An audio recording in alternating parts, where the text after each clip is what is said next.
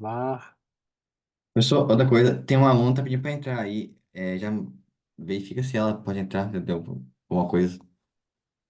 Eu deixei aberta, né, a portaria. Ela não está conseguindo. Eu não tem nem seguro, nem. Tá aberta a sala. Mas deve estar tendo algum problema no link. Será que ela não está entrando no link de Milena? Verei aqui com ela, um minutinho. É, bom. Então, pessoal, começando a gravação agora, vamos falar então dessa interface entre a medicina do sono e a psiquiatria. Essa aula tem esse título, né, a relação da sonolência excessiva diurna e o manejo clínico da depressão, e a relação entre essas duas coisas, né? Então, os objetivos basicamente nessa apresentação é que a gente fale da sonolência excessiva diurna, e é interessante, pessoal, que eu vou falar de uma síndrome inicialmente, para que depois a gente fale de causas. Eu vou pedir a participação de vocês também para me dar algumas causas de situações clínicas relacionadas à sonolência excessiva diurna.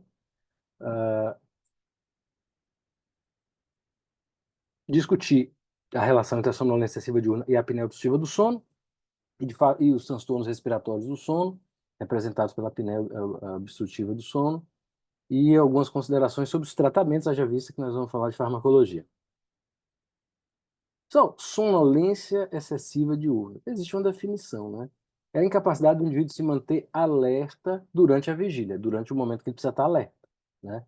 Então, isso concretamente é sonolência excessiva diurna. Essa incapacidade de manter aqui, vendo a aula alerta e dormir, né? Não conseguindo manter a vigília.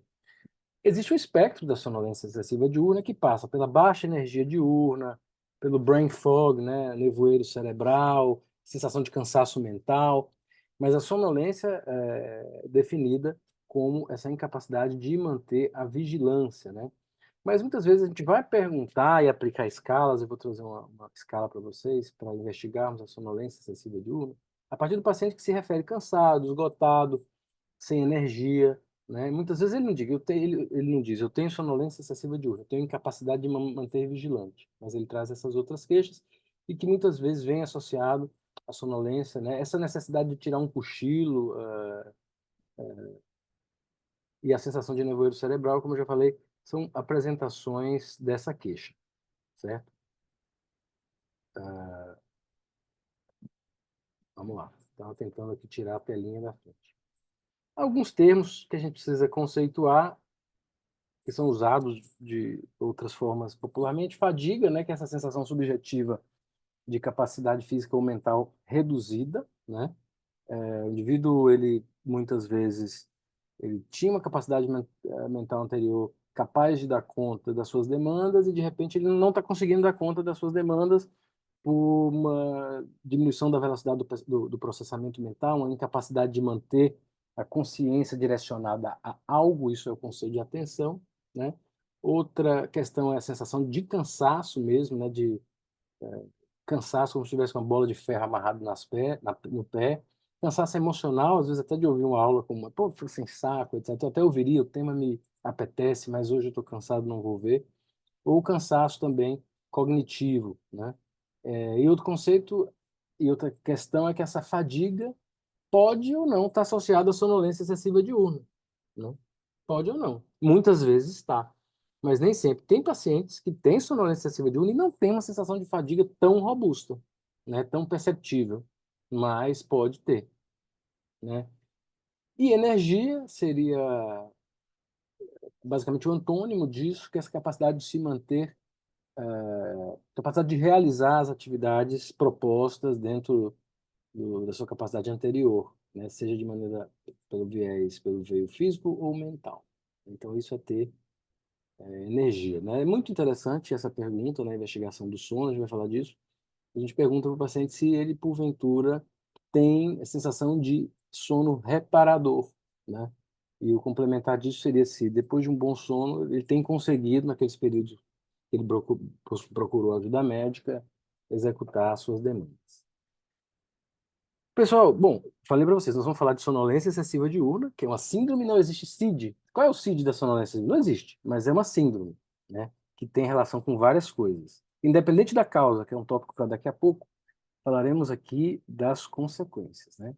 Então, o indivíduo que tem sonolência excessiva diurna, vou trazer logo uma causa, porque não está dormindo, porque não pode, está dando plantão à noite, na realidade de muitos médicos.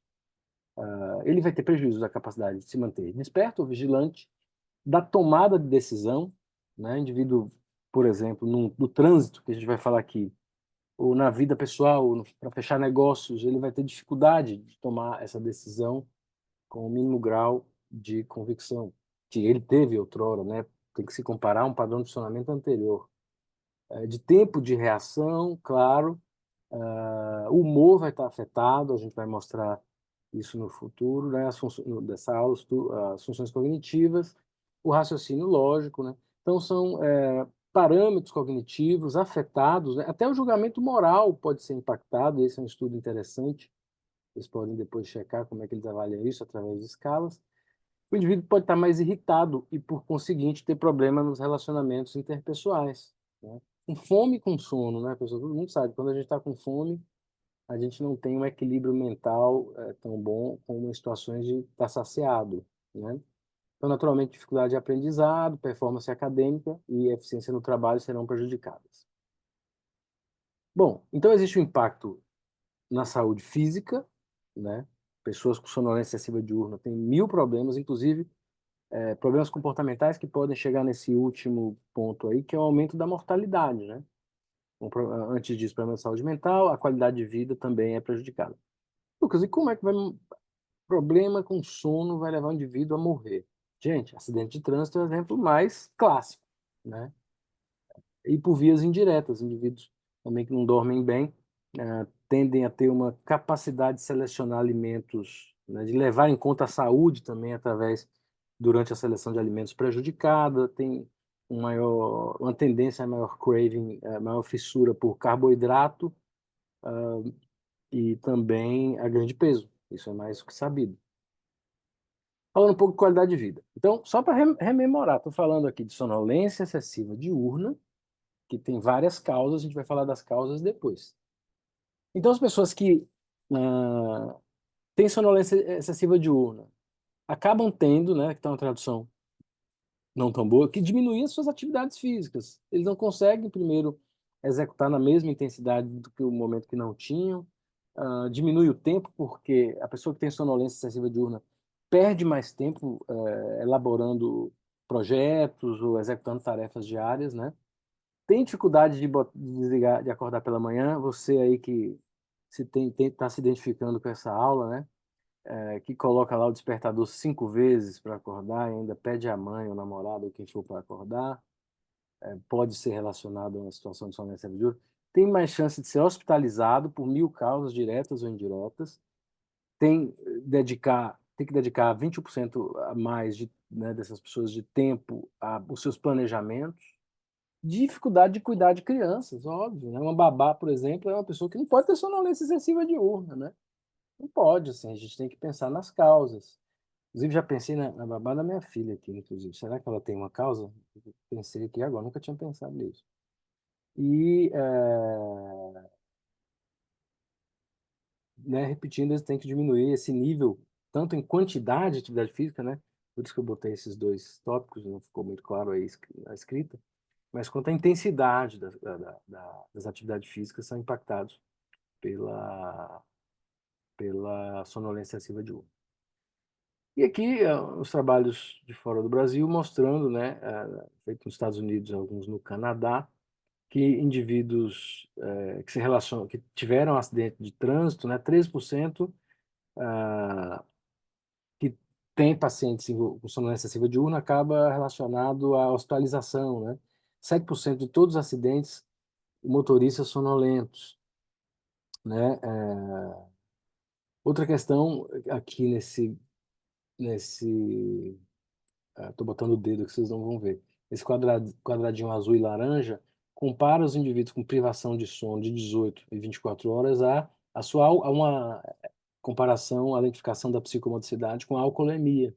né? Então, indivíduos funcionam como se estivessem embriagados, né? Indivíduos que têm sonolência excessiva diurna. Então, gravem isso que a gente vai falar, inclusive, na aula de interações farmacológicas de casos clínicos em que a sonolência excessiva diurna é iatrogênica, tá? A sonolência excessiva diurna e produtividade no trabalho. A sonolência excessiva diurna é um problema de saúde pública. Nós precisamos pensar nela porque o Estado, enquanto gestor dessas pessoas, né, perde em produtividade. Pessoas com sonolência excessiva diurna. Motoristas, já falamos deles. Mais acidente de trabalho, né? Indivíduos que trabalham com obras, etc., vão ter mais acidente de trabalho também, tem muitos trabalhos sobre isso. Tem dificuldade de completar tarefas que exijam mais detalhamento. Imagina um oftalmologista que faz cirurgia oftalmológica com aquelas minúcias, aquelas coisas pequenas, com sonolência excessiva diurna, né? Um quarto dos pacientes que tem sonolência excessiva diurna limita o tempo de trabalho, porque não consegue, né? Imagine indivíduos que mexem com finanças, com mercado de ações, né? Com a bolsa de valores, o quanto de prejuízo podem ter. E esses pacientes acabam tendo que trabalhar menos, é que precisam, né? A tradução não está tão boa. Eles não conseguem trabalhar o que deviam, o que trabalhavam antes, enquanto vigente essa síndrome da sonolência excessiva, e são mais propensos a trazer relatos de dificuldade de trabalho. Então, são indivíduos que, muito frequentemente, são mais susceptíveis ao burnout, por exemplo. O burnout tem várias variáveis geradoras, mantenedoras, causadoras, mas muitos indivíduos eles estão ali encurtando o número de horas de sono para poder dar conta, enquanto isso vai prejudicando o seu próprio rendimento e, por conseguinte, diminuindo a sua produtividade, né? E isso pode trazer um mal-estar, né? Gerar ansiedade, uma ansiedade que a gente chama de ansiedade de produção, né? Ansiedade de rendimento. Ele não está rendendo bem, isso gera mais ansiedade, que às vezes atrapalha a qualidade do sono. Então a gente tem que olhar sobre o número de horas de sono, por exemplo, entre outras variáveis que podem gerar sonolência excessiva diurna, como fatores perpetuadores de burnout ou de outras doenças psiquiátricas, por exemplo, ou de doenças psiquiátricas, não outras, porque burnout é doença ocupacional. Variáveis subjetivas, né? Sensação de bem-estar é muito prevalentemente impactada nos pacientes com sonolência excessiva diurna. Existem trabalhos que falam de uma prevalência, eu acho que é um pouco exagerado, mas, enfim, na classe médica certamente é maior, de até 40% de sonolência excessiva diurna na população, né? Então, como já falamos, o indivíduo ele diminui a quantidade, a intensidade, a atividade física. Muitas vezes vai ter prejuízo do sono, né? Relacionado direto e indiretamente com a sonolência. E erros alimentares, né? Problemas na dieta, isso vai trazer muito problema de saúde e problema de bem-estar. Haja vista que exercitar, dormir bem, comer bem, tem relação direta com bem-estar. Bom, queria que alguns de vocês, se estiverem aí conectados, fizessem essa escalinha, essa escala de rastreio. É uma escala que não é auto-aplicável, eu costumo até fazer de forma auto-aplicável no consultório, para rastreio de sonolência excessiva diurna, é a escala de Epworth. E aí você vai dar um ponto, 0 até 3, né? 0, 1, 2, 3, segundo a sua chance de cochilar, né? 0 é nenhuma chance de cochilar, 1 pequena, 2 moderada e 3 altas chances de cochilar, né? Por exemplo, sentado, vendo TV, claro, sem a intenção de cochilar, né? Eu acho interessante dessa escala que tem um desses itens, né? Estou dizendo aí mais para provocar quem quiser fazer, a gente discute no final. O item 6 eu acho melhor. Sentado e conversando com alguém, né? Tem gente que escreve, depende. O paciente escreve, depende do assunto, né? Não, em geral, né? Você vai pensar de maneira geral, se está sentado conversando com alguém. Olha só, quem tem mais de 6 pontos tem uma sonolência a ser investigada, né? Melhor dizendo, mais de 8 pontos. Mais de 8 pontos. 7 a 8 é média de sonolência, 9 pontos para cima, precisamos investigar. O Tom, ele tá cansado de tanto correr atrás do Jerry, né? Aí sonolência excessiva diurna por excesso de atividade física, que não vai estar aqui nas nossas causas mais prevalentes. Bom, se tiver alguém conectado aí, eu queria ouvir de vocês causas médicas de sonolência excessiva diurna. Hipotireoidismo, doutor. Hipotireoidismo. Muito bom. Causa bastante prevalente, né? O que mais? Anemia pode dar também, professor? Muito comum, muito comum. Olha, recentemente a gente atendeu uma paciente no hospital que pós-bariátrica e que deu entrada por uma questão de tentativa de suicídio, que aí não tem a ver com a aula, mas só para se situar. E aí ela vinha tratando TDAH. Eu tinha um déficit de atenção. Tá bom, tudo bem. Ela pode ter até uma história compatível. A gente pediu um hemograma, hemoglobina de 7. Me diga quem com hemoglobina de 7 tem uma boa atenção, se não chega oxigênio no cérebro, né? Então é uma causa bastante comum. Mais alguma? Insônia, pode ser? Algo assim. Muito comum. Insônias, de maneira geral. Questões relacionadas ao sono e insônia. Inclusive, a gente vai falar da insônia por número total de horas dormidas insuficiente por obrigações de trabalho. Então, O, vamos... Professor, TD o Opa, TDAH pode dar sonolência também? pode dar sonolência, por via indireta. O TDAH tem muita relação com ansiedade, tem paciente de TDAH que não dorme bem, mas não só por maneira, pelos desdobramentos, né? Que os sintomas centrais é hiperatividade, déficit de atenção e a impulsividade. Então, esse sintoma não, mas os desdobramentos dele, sim. Mas quem ia falar foi Sofia, ou foi Gabi? não, mas eu já. Deixa, professor, já raciocinei aqui. Ah, mas Tudo bem. fala com a gente aí, agora você me deixou curioso.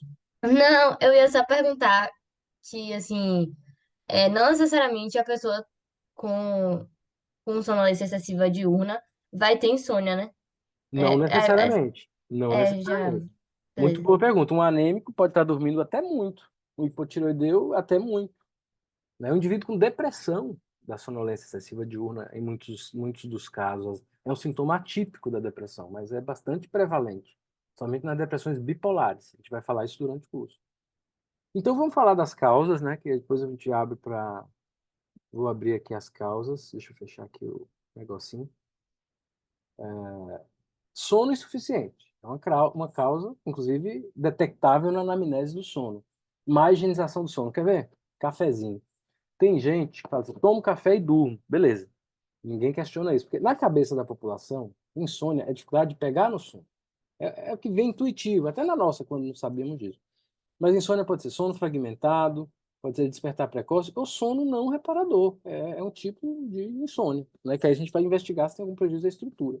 Tem pessoas que bebem, usam estimulantes e dormem.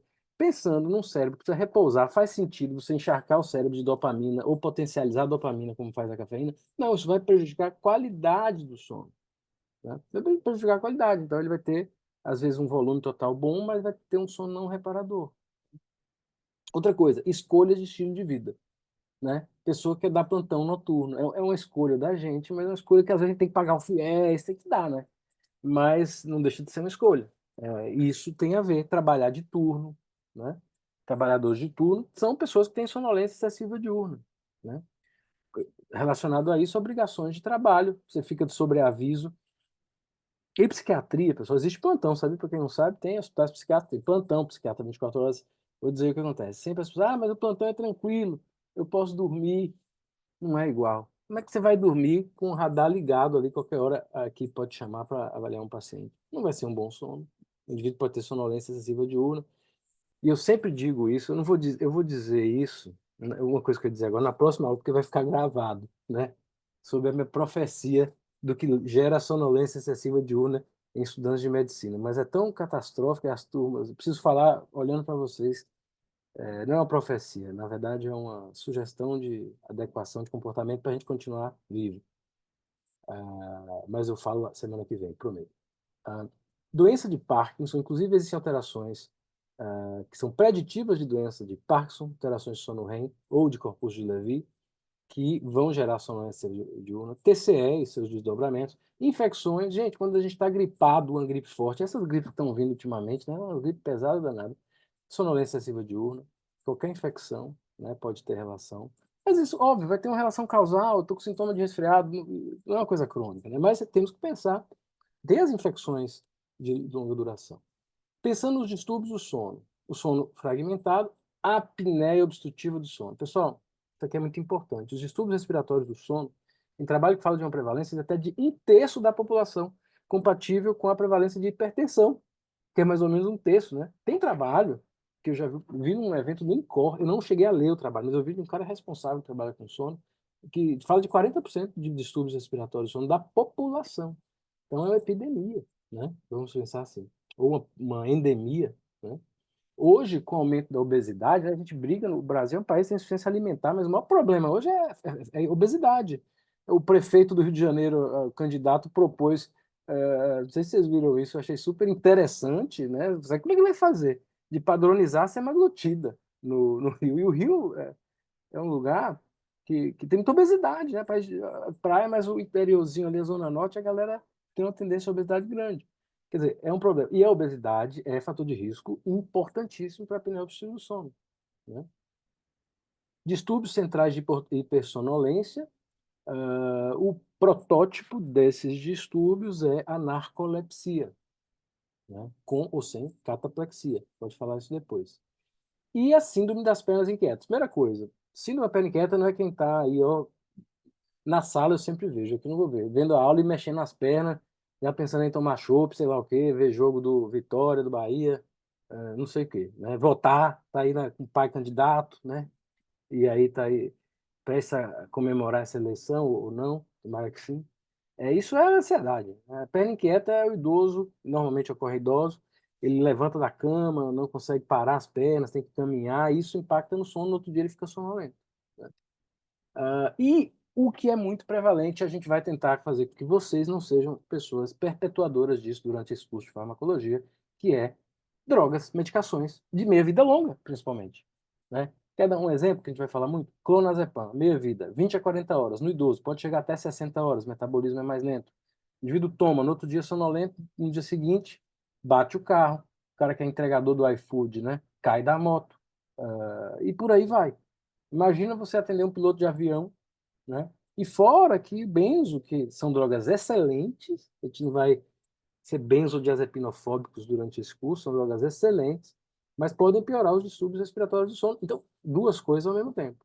Entre outras, musculares, né, que é a ciclobenzapina, tem pessoas que ficam sonolentas no seguinte, Fenergan. A gente tem que saber a droga e também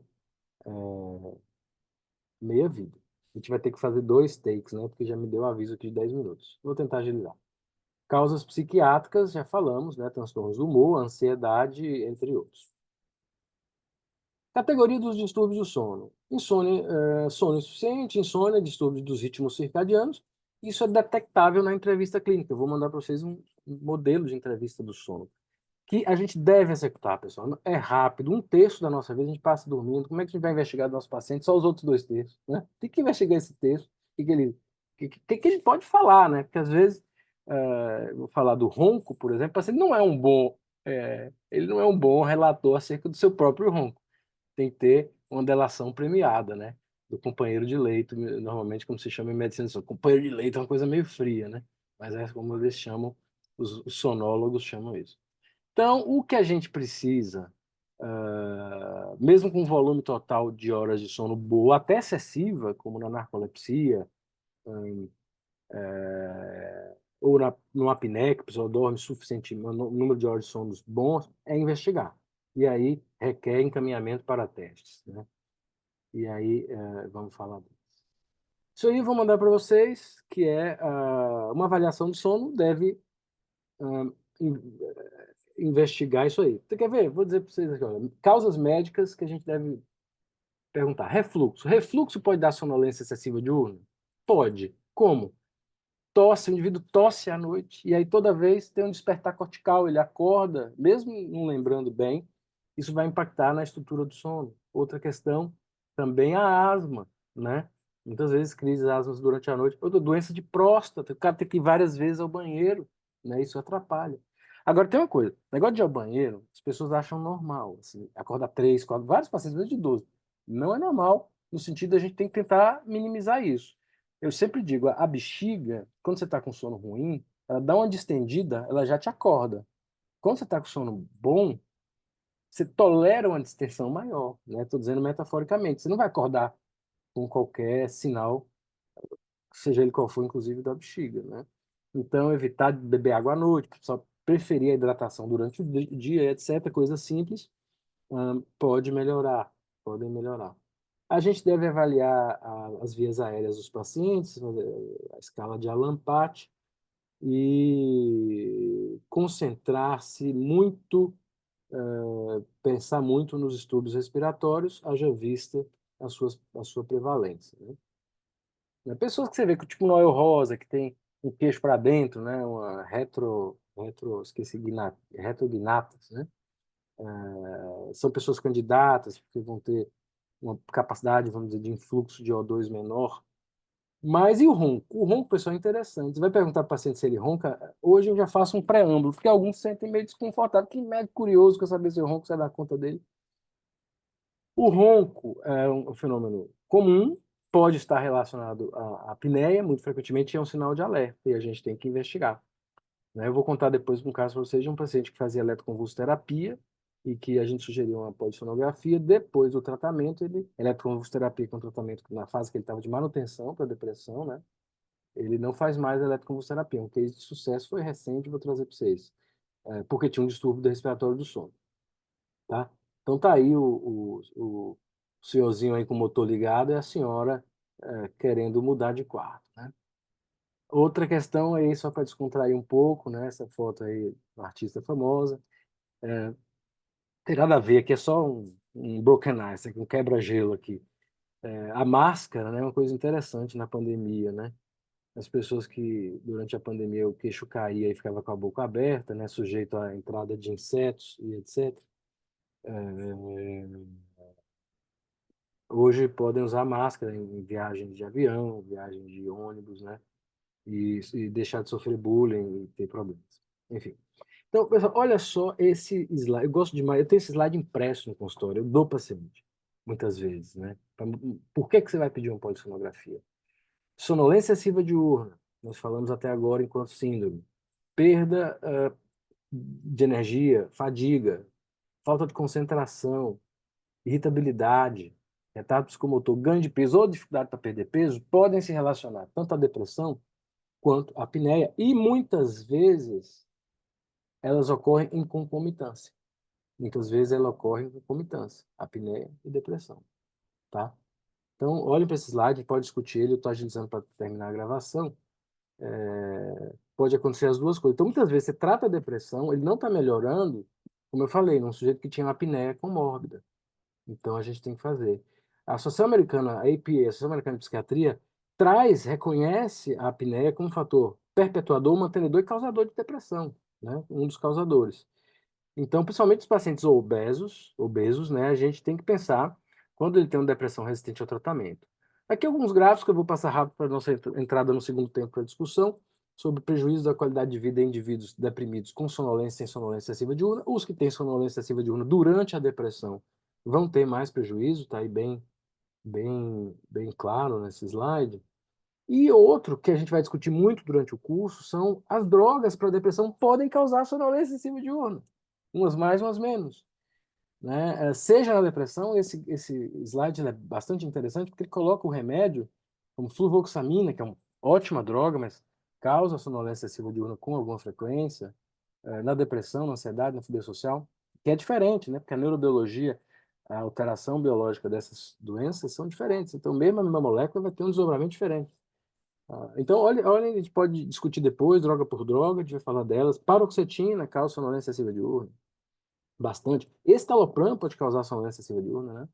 Eu lembro de uma paciente que foi num psiquiatra, depois eu tive com ela disse que tinha sonolência excessiva diurna com o estalopram, ela falou, você não tem, por que não dá? E ela, mas eu tenho. Não, porque quem sabe é a paciente, né? Eu falei, você tem? Tem, então vou mudar para noite. Já ajudou, ela tomava de dia, né?